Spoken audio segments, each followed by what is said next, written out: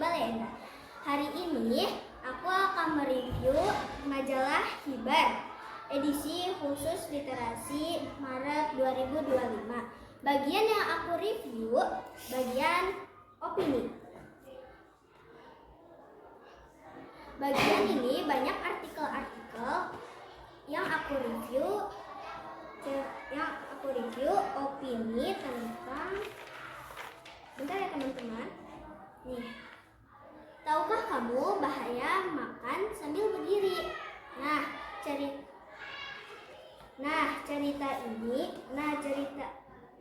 Artikel ini saya masukkan ke dalam fishbone. Tahukah kalian fishbone? Fishbone itu adalah tulang ikan. Di sini ada beberapa pertanyaan-pertanyaan dan ada juga jawabannya. Pertanyaan pertama. Oh iya, maaf teman-teman, saya lupa. Artikel ini diciptakan oleh Siti Farika Nurhaifah, guru SDN Bojong 1 Nagreg. Pertanyaan yang pertama, bagaimana cara makan yang baik itu? Yang ke-1, mencuci tangan dengan bersih. Yang kedua, duduk dengan tenang. Yang ketiga, mengucapkan doa sesudah dan sebelum makan. Yang keempat, tidak meniup makanan yang panas karena dari mulut kita mengeluarkan racun. Dan yang kelima yang terakhir, punya makanan dengan baik atau sampai lembut.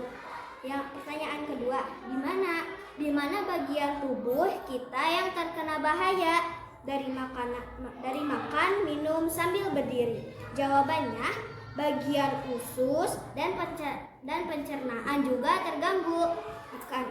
Dan pertanyaan ketiga, kapan kita diajarkan untuk makan dan minum dengan sopan? Sewaktu kecil. Dan jawabannya sewaktu kecil. Dan pertanyaan keempat, apa yang terjadi kalau tetap makan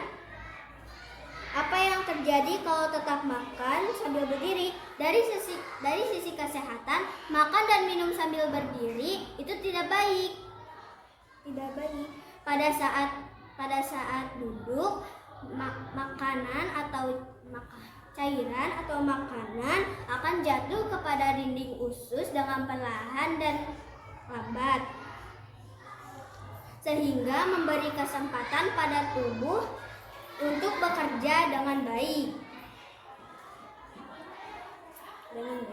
Dan jika makan minum sambil berdiri, maka cairan atau makanan akan jatuh dengan keras ke dalam usus.